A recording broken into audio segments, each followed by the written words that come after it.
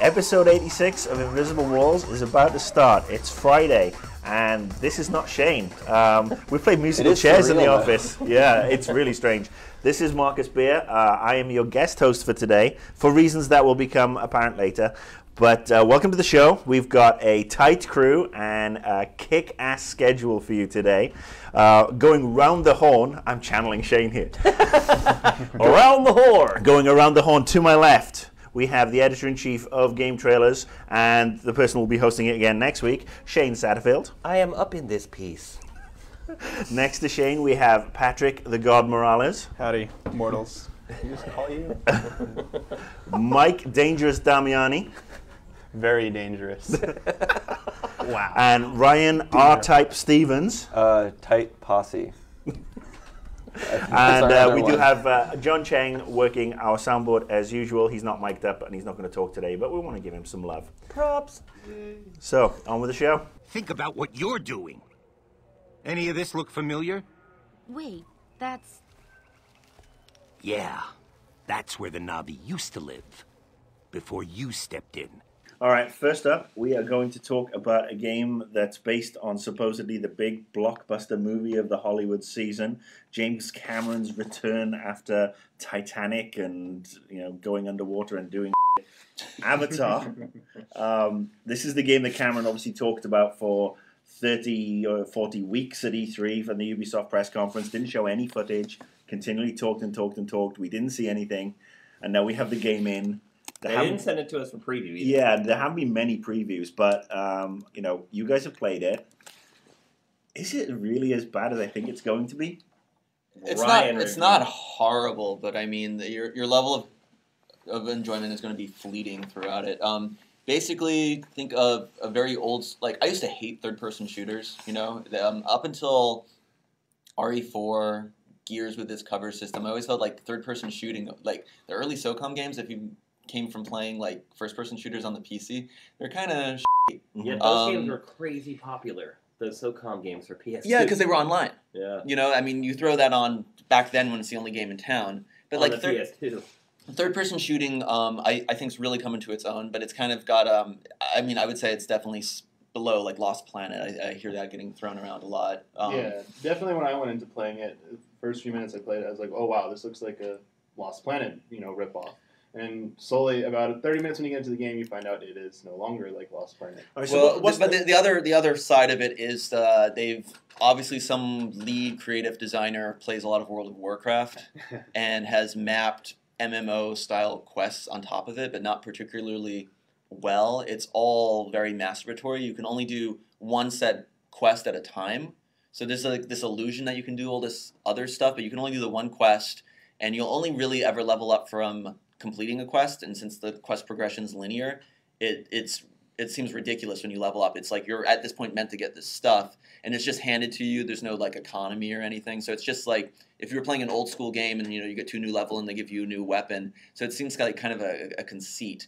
There's a tiny bit of side quest, but it's always explore the map or collect 10 seeds. But then the actual main quests are kill 25 Viper Wolves or activate 3 crystals, but you have to then rinse, wash, repeat, activate 3 crystals again on this other map. So it's basically all the generic FedEx quests you get in any MMO. Yeah, there's the occasional cool battle, giant, if you're playing you can play as 2 different sides and they play a little bit differently, but they're still kind of similar. There's a lot of shooting.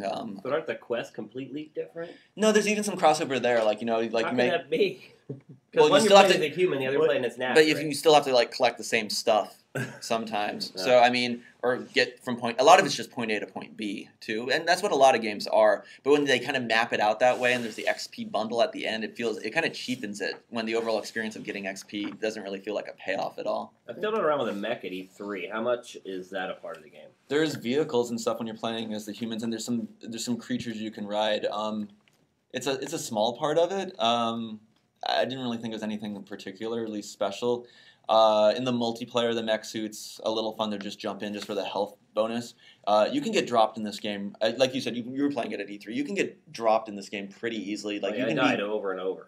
You can be like, oh, I'm going to go try to shoot this guy or pound this guy, and you get there. Someone gets it, like the AI gets a beat on you, and you could be dead in like 4 seconds, even while you're trying to and then they have these activated abilities. I don't think short cooldowns, I think, work for action games, but anyone who's played an MMO and you have your Uber ability you can use every 10 minutes or hour or whatever like that, kind of works. And MMOs have a little bit of the action-y side, but here, I mean, this is a literal Twitch game. You're running around shooting people, trying to get close for that, the quick melee kill, and then you have this thing that has like a 4-minute cooldown. You're gonna probably pass it up just so you can keep using like your shields and your health, which recharge in a reasonable time, like 10 seconds or something like that, or something that's constantly becomes part of the strategy instead of this kind of one-off thing.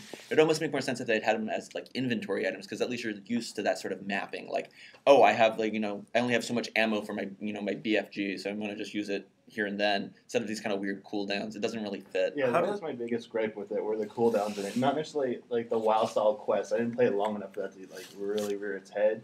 But just from the very get-go, the cooldowns, you can't even run in the game. There's a default speed you move at, and one of the abilities you can use is to do the short dash. It's either the Navi or the RDA, and you dash about 10 seconds, and you gotta wait a minute to use it again. I was like, what's the purpose of this? And then you can do a health boost for a second, and it was not just the cooldowns, but there wasn't that much diversity between the RDA and the Navi's cooldowns. It felt like I was playing aside from the physical character model, I felt like I was playing the same type of thing. The Navi get melee, but they still have guns. Yeah, and, the bow and the gun, yeah.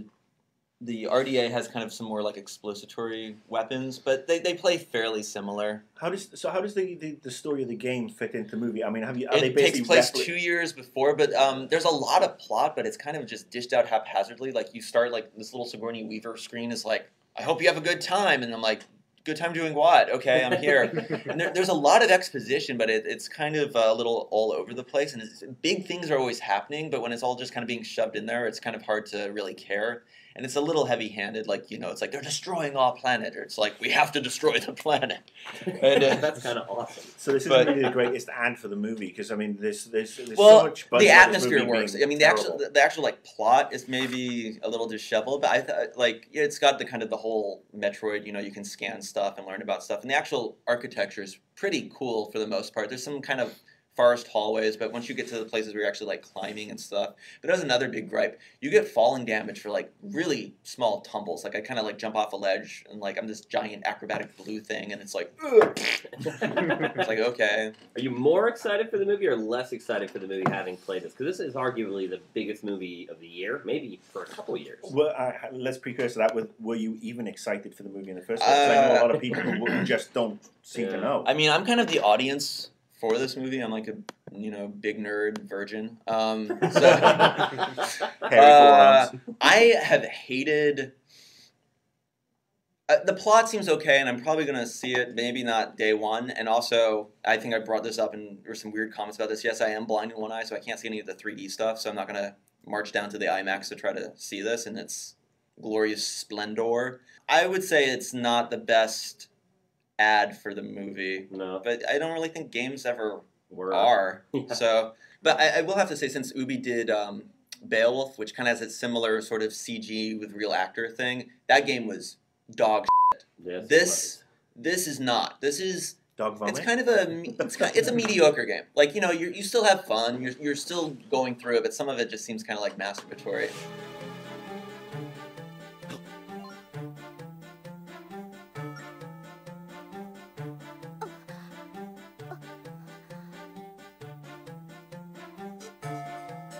All right, so moving on from Avatar, let's talk about a game that... A to Z. A to Z, we're running the gamut. Zinc. Z, indeed, going back to my old school British days. But yeah, we're running the gamut. Now we're going to talk about a game that's really good, and it comes from Nintendo. Surprising. Yes. And it is Nintendo first party, so it's not surprising. So Mike, tell us all about the new Zelda game. Yay, finally, the new Zelda game that it seemed Nintendo decided to think didn't exist for a while there. They don't promote their games much anymore, do they? They like to announce their Zelda games at GDC, apparently, now. Seems like they've announced the last 2 ones, apparently. And then after they announced it, just kind of let it fall out of, under the radar. and then they just blitzed it with media like a few weeks ago, just in time for people to actually buy it for the holiday. But I mean, that is Nintendo's always been Nintendo's thing. With the ads and everything, they push the ads from about 3 weeks out, but you see them everywhere. Not just the ads, but the media and stuff. This was a little different because with Phantom Hourglass and Twilight Princess, I mean, they started the media with those like really soon, and like they were really long-winded, like hype trains for those. Where this, they kind of like started really close to the release date, and they said that they prefer it that way actually. So I guess we're gonna be seeing that going forward. But as for the actual game, if you played Phantom Hourglass, yes, it is very similar to Spirit Tracks. It still uses the stylus input. No, there is no D-pad controls, which I'm still scratching my head at that one because I still think there could be a nice hybrid with the two. But hey, it's Nintendo; they want their way, they'll get it. And the one difference is that you don't go around in a boat anymore. You can't just draw your little path and go anywhere in the ocean. You have to stay on these rails. You use a train now, and you have to stay on these fixed paths. This is quite literally on rails. Yeah, it is better? Why would they take away the freedom? It's a trade-off, I think. You do unlock more tracks as you progress through the game. You unlock new areas, so it's kind of they're trying to do a different type of exploration where it's not just free roaming. We can go anywhere and maybe you'll find something. Because you remember Phantom Hourglass, it was a pretty large ocean, and there's very little populated in it aside from random enemies. Where this game, it seems like they put a little more thought into crafting it, where you unlock a new path, there's going to be something hidden along that way. You want to try and unlock these new paths so that you get more out of the game from it. But the trade-off is you see this nice little forest over here, you can't go there. You're stuck on this like set path and you can't deviate from it. So there is... It's very anti-Zelda. It is different. It is not, that part of it is very not traditional Zelda, but I would say everything else in the game is still pretty much what you would expect from a Zelda game. So for some people, the train part might be a turn-off. If you didn't like the boat segment, I can see the train segment to me feels better and more refined in the boat. But if you're the one who's like, I need an overworld to explore, I need to like go anywhere, that part of it might not be your cup of tea. But the rest of the game is still really good Zelda. So that's a coin toss for the train segment, but there's still a lot of game left for it. Is there no overworld at all? You go around in the train on the big map. When you get to each location, there's like an overworld. It's like Phantom Hourglass. Remember the islands? Yeah. It's just that again. Gotcha. So that's how it's structured. You couldn't get out of the boat and just walk around anywhere. So let's talk a little bit about multiplayer. Because I remember last week watching all four of you sitting around with your DSs, and you were giggling like a bunch of schoolgirls. Yeah, it's mindless fun. That's all it's designed to be, and it achieves its goal in that. It's not super in-depth. I think you'll get maybe a few hours of fun from it if you decide to play it. But how does it work? Now, it works. Now, there has been a lot of misinformation out there. It actually is not online. It is only local Wi-Fi. So if I have one game and one DS and you have your DSs, we can play 4 of us with just one cart through download play. Or if everyone has their game, you can play it as well. But there is no online mode to it, which is strange because Phantom Hourglass had online as well as the local Wi-Fi. Is there any difference between everyone having a cart and everyone not having a cart? Content-wise, no, but I did notice it takes a little bit longer to load everything for the download play, and there was a slight little bit of lag every now and then when you did the download play, but it was very minuscule. But in terms of actual content unlocked, no, there is no difference between that. It's basically 6 arenas. It's like you play for 3 or 4 minutes, depends how many players. It's like kind of Mario Kart style where you can get items, use them against each other, and you're trying to collect these gems, and whoever has the most at the end wins. And they throw all these obstacles at you, so it's just really insane and mindless. Yeah, sounds like they put a lot of thought into it. It's entertaining, but it's a little disappointing too that there's only one type of versus match. Yeah, there is only one mode. It is collect all the gems in the time limit. There isn't any other. There's no like battle mode. There's no like race. There's no race. Kind of where Four Swords Adventures had the multiplayer modes where like racing, a battle mode, this type of mode. So it is very kind of bare bones. Is there any incentive to go back? Is there a leaderboard or an achievements? Or you get because it's not online. There is a ranking system. Like it's exactly like Phantom Hourglass. You earn battle points if you win. You get a better ranking. So when you play with other people, it shows your rank and your win-loss ratio. But because it's not online, it's kind of meaningless. You're just playing with your friends, and they'd kind of like lessen the impact of that. So online, the multiplayer is there if you want it. I don't need a multiplayer in Zelda. It's a single player game. The multiplayer is kind of this like extra part that And it doesn't really interest me that much, and it doesn't need to be there. But for those people who want it, it's there. But take it for what it is. It's just, this party game type thing. So go on, Ryan. Oh, I was going to say, I really liked Phantom Hourglass. My big problem with it was I thought the overall experience was good, but it was a little depressing almost that the dungeons were fun, but even your first time through, they could super easy. You could do them in under an hour, and for even though it's a portable Zelda, portable Zelda dungeon is supposed to be something that you wrap your brain and thumbs around for at least a couple of hours. I'd like to think. How are the dungeons this time around? Oh yeah, I mean, we talked about this earlier. The beginning of the game, it doesn't exactly impress you with the length of dungeons. It's kind of a really long tutorial for about the first hour of the game. The train segment, the dungeon segments. Once you get over that first hump and get into the real dungeons, like the second dungeon, the third dungeon, and so on. When I was playing through it the second time here, again, it was still taking me over 25 minutes knowing what to do to beat the second dungeon in the game. The later dungeons are even longer. So yes, the dungeons are pretty lengthy. They're going to take around half an hour to an hour on average for a player to beat. And even though there seems to be only a low count of traditional dungeons, don't be deceived by that. There's a central dungeon that you go back to, and you go to new parts of it, and they're like a new dungeon every time you go back to it as well. So would you say the Spirit Tracks is a good filler for anybody who's craving their Zelda fix between now and whenever we get the next big Zelda on the Wii? Is it a good filler? Oh, definitely. And if you didn't like Phantom Hourglass, or it wasn't enough Zelda for you, this one will rectify everything that wasn't good about Phantom Hourglass.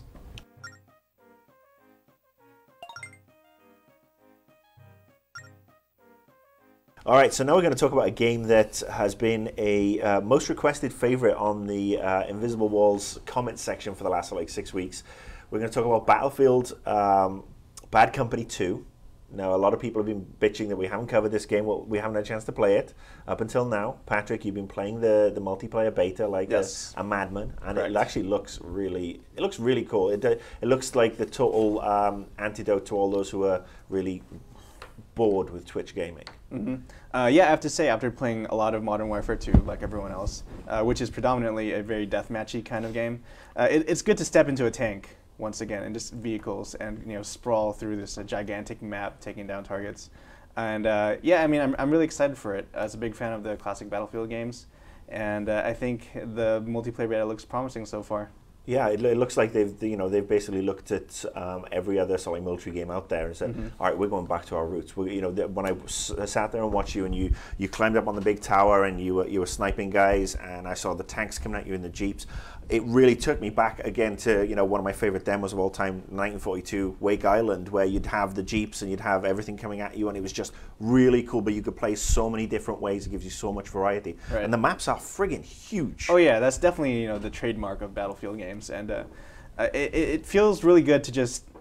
If you're a sniper or assault class or an engineer, it feels good to kind of explore the maps at your own pace and kind of formulate your own strategies, rather than having to memorize this kind of small area and then just figure out the best camping spots. A lot of it is very much rooted in teamwork this time around, getting in vehicles together, or become an engineer, repair them. There are a lot of different ways you could contribute to the fight, rather than just having a cool kill-death ratio. How many kits are there? So there are 3 class archetypes, or 4. There's Assault, Engineer, Sniper, and what was the other one? Medic? Medic, yes, that's right. And within those, as you play each class, you're given more things to spec your loadout with. So you can get different rifles, you can get different grenades, things like that. So it's coming a little bit closer to how Modern Warfare is doing it. Is it within each remember, game? Battlefield 2 was actually before Modern Warfare. That's and true. It had the weapons unlocks and all that stuff first. That's true, but I think with their kind of take on perks and upgrades, it's kind of converging a little bit.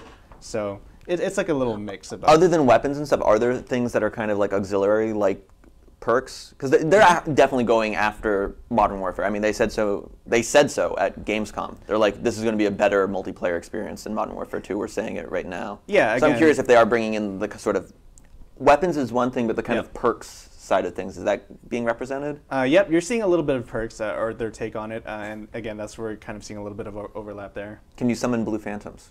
No, but I wish you could.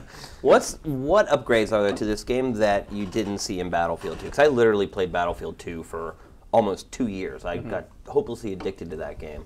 So I'm wondering, what are the changes here, or is this finally Battlefield 2 coming to the console?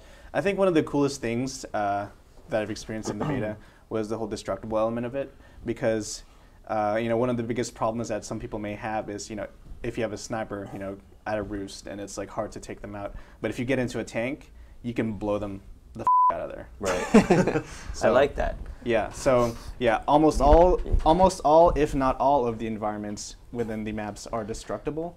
So if you chip at them away enough, they will crumble, they will destroy, the environment will change. Which was in the first Bad Company. Yeah. But it makes it more useful to be an engineer class then, because you can actually you can go and counter it for once, as opposed to just feel your building's crumbling around you. Because the engineer class has always felt a little redundant in a lot of games. Nobody's really implemented it as well as they should, apart from perhaps Team Fortress 2. So can you do well if you ignore vehicles? Because sometimes in a first-person shooter, I just want to be first-person shooter. I don't want to jump into the whirly bird or whatever. And how much are you running? Because in Battlefield 2, I mean, you spawn, there'd be no vehicles, and you'd literally have to run 2 miles, you get shot in the head, and then you spawn again, and then you run more. Yeah.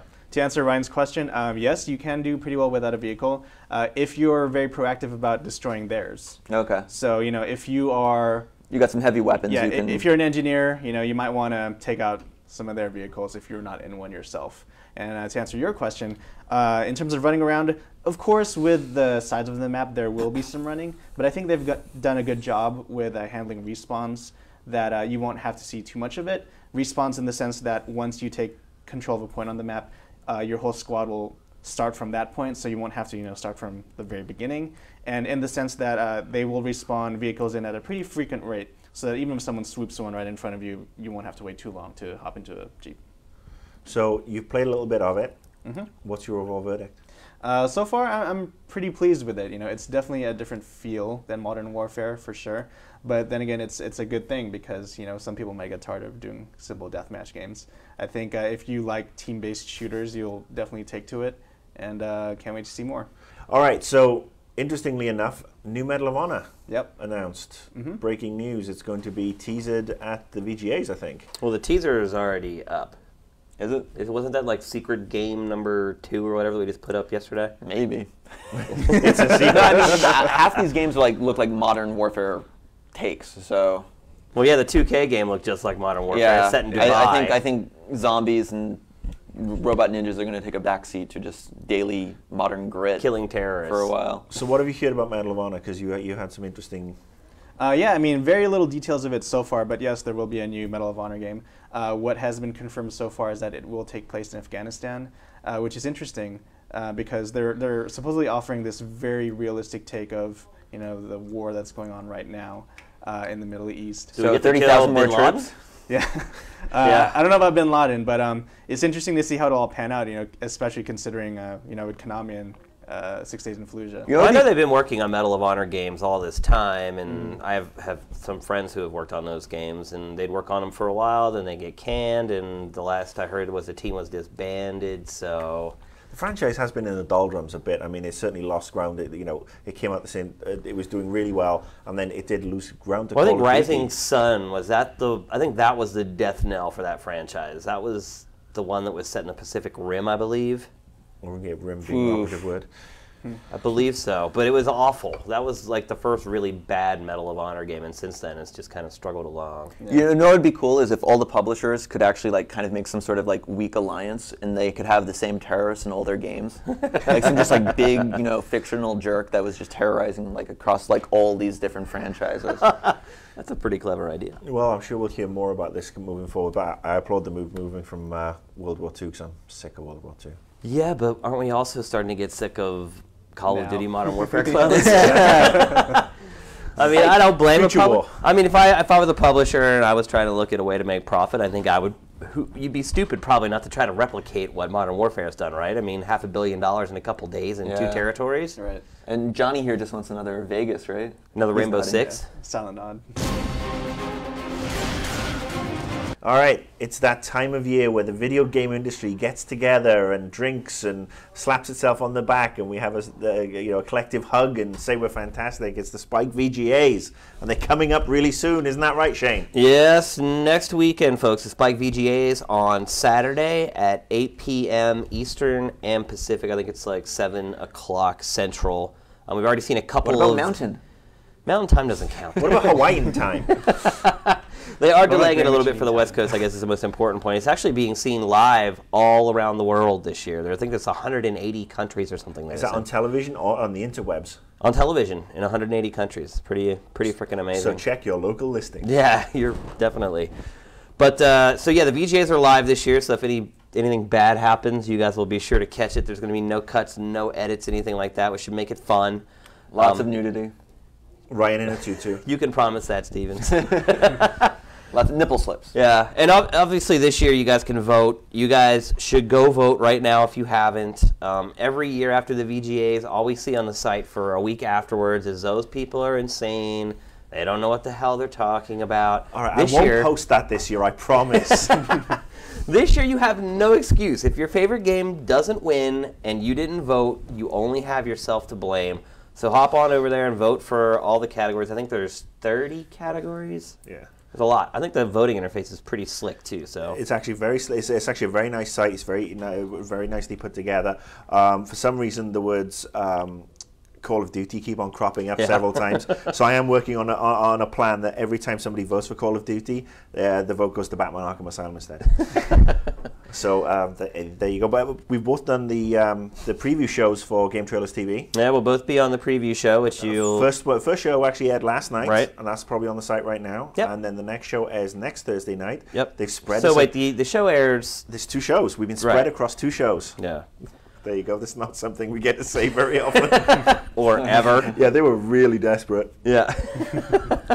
So I think the other thing that you want to watch the shows for are the exclusives. Obviously, you've probably seen a couple of the teasers already that we put up. There's going to be 10 exclusives in the show, and they're not new video footage of games that you already know about. These are all brand new, unannounced games. Debuts. So they're debuts. It's as huge as it gets. 10 in one show. I don't see any reason why anyone who loves video games wouldn't want to check that out. Really excited about it around here. We think everyone's going to be really happy with the show. We listened to your feedback last year. We made some tweaks based upon it. At the very least, everyone watch it so you can give us more feedback so we can keep making the show better. But yeah, next Saturday, December 12th, 8 o'clock. Check it out. Should definitely be worth watching.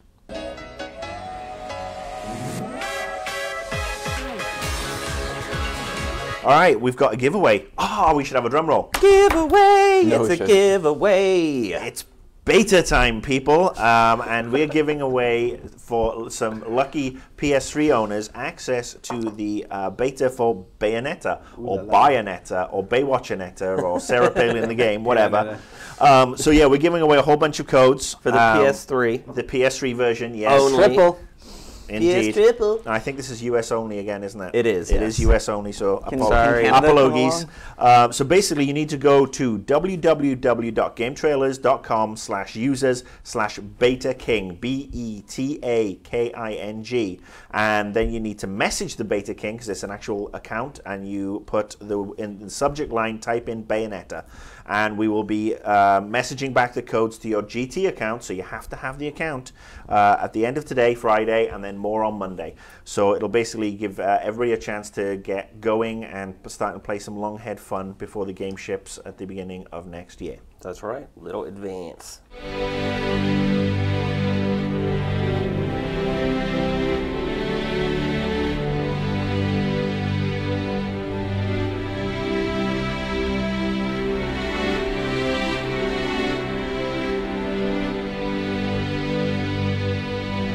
All right, so at the beginning of the show, I did say that there was a reason why I'm hosting today, and Shane's very kindly, asked me to host. This is actually my last show, my last Invisible Walls. I know I'm choking up here. I'm going back. I've had a really good offer to head up the PR department for a company that I consider to be an up and coming games publisher and developer. They've got a really good business model. They've had some really good products this year. and just to be a part of that moving forward makes a lot of sense for me where I am right now in my life. It's hard as hell to stop doing this show in particular because I have an absolute blast. I made some really great friends. I mean, I get to hang out with you guys every week and everybody else who's here at GameTrailers across the board. And then there's the fans, the people who listen, the people who give me shit on a regular basis. I'm going to miss those guys and all the people who say the nice stuff, because at the end of the day, everybody's got their own opinions and that's what this is all about. So I want to take this opportunity to, first of all, thank Shane for bringing me on board 19 months ago. Wow. That's hard to believe. Yeah, it's like two babies. Yeah, I think I came on. I think I came on board on like episode 4. I think it was episode 3 or episode 4, and then I was on twice a month for 6 months, and then I came on full time last September. Someone right now is updating the Wikipedia Somebody's entry. updating the Wikipedia. But no, seriously, I mean, I haven't missed a show since last November. I'm the only person who's done that, so it's a big wrench. But I've loved it. It's been cool. Everybody who's like friended the Annoyed Gamer account and followed me on Twitter, and thank you guys. I mean, it's been awesome. Just the thing I'll say is just keep on just playing games. Just keep on enjoying yourselves and listen to shows like this and the Giant Bomb podcast and Bonus Round, because everybody who talks about them, we care about games, and that's what we've all got in common at the end of the day. No matter if you're a Sony fanboy or an Xbox or a Wii fanboy or whatever you want to call yourself, as long as you love good games, it doesn't really matter. So. Thanks again. You can still friend my Annoyed Gamer account if you want. I'll be checking in on it now and again. But yeah, I'm off to go back to the world of PR, and you'll see my name on press releases, and I'll be coming back here to pimp games. It's gonna be very awkward when you bring your first game here, Marcus. And you turn around and say, "What a bag of shit." Yeah. Then you watch Invisible Walls and we rail it. No, it's going to be interesting, and I hope that we could perhaps find a way for me to come back for the 100th show and say hi to everybody, because I think it'd be cool. But yeah, thanks to everybody. Thanks to Shane for letting me host today. I think on behalf of everybody, and for the last time, from me. Whoa! We got some stuff we want to say about you, Marcus. Oh, you can't. We're not just going to let it end like that. Oh, damn it. I don't want to get too sappy here, Marcus, but you have been an integral part of the show. The show was kind of struggling to find its footing when we first started. We kind of brought you in on an experimental basis. You brought a lot of fervor to the show on a weekly basis. I think our debates and our arguments or whatever were some of the most shining moments of the show. And through all those arguments or whatever, we were always friends. I don't know if people realize that. Like, that's just a show. And Marcus, I think, will always be our friend, which is probably more important than anything we've done here as far as work is concerned. You'll be our friend for life. We wish you the best of luck. We know you're going to do a great job because you are a great PR guy. And just really proud of you for getting the job that you got. Best of luck. Congratulations. And we'll see you soon. Thank you so much. And yeah, I still think our ESRB episode where we ragged on them for Fallout 3 was our best one. And I still maintain that Valve would not make as much money on Left 4 Dead than the PS3. Well, it won't be the last time you're on the show. You can come back and try to fight that argument once again. All right, so with a heavy heart, but I'm happy to be going to go off and do what I'm doing. And thank you for saying all those nice things. This is episode 86, Invisible Walls. This is Marcus Beer for the last time saying we're out. Take care, guys. Merry Christmas, Happy New Year, and get ready to buy my new games.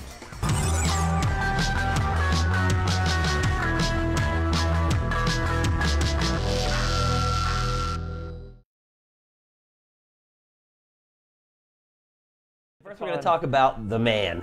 And by the man, we mean various organizations that hold good folks like us down.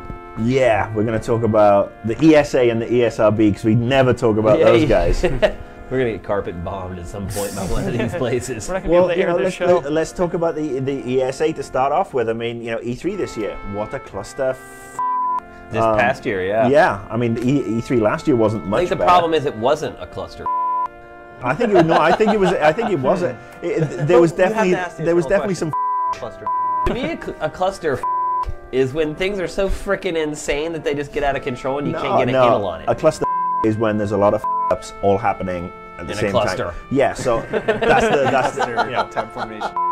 The ESRB are just trying to justify their existence, and Shane and I have said this before, and I think we're going to say it again. This is where the publishers need to stand up. Right. And basically show that they've got stones. They need to say, ESRB... They're paying their salary. Yeah, we pay for you. We pay for you and you charge us. As far as I'm concerned, if it's in the f***ing game and it's being demoed, and Sony are happy for it to go out, the ESRB can go suck a nut. So here's my question. Is the ESRB going to rate this game AO, adults only? Will they? But if they're not going to do that, then they cannot tell us to censor something Hey, when dude, we follow the rules. I'm with you. You follow the rules. You put it behind an age gate, case closed. ESRB cannot start getting all Gestapo-like. Modern Warfare 2, otherwise known as Activision all over again. I don't think my particular boycott's going to affect it because it's a drop in the ocean. I admit it's a futile one. It's just for my own personal. Will you buy it used? No. You're really not going to buy or play Modern Warfare 2. No, and I'll tell you why, because... But even from the perspective of your job, Mark, it's like you have to play that game. You have to know what happens in that game because it's going to frame what happens for the next couple years. I have negative feelings, I have animosity towards Activision. I put my hands up. I'm just kind of sick with Activision's attitude of they want to turn the world into or the video games industry into a standalone console. Everything has to have, has to be within these little parameters. But I am just kind of sick of Bobby Kotick and Activision. And like I said, my boycott is probably pretty useless. I admit it, but it's just my own sense of self-preservation. I have issues with that company and every piece of shit they've pulled this year.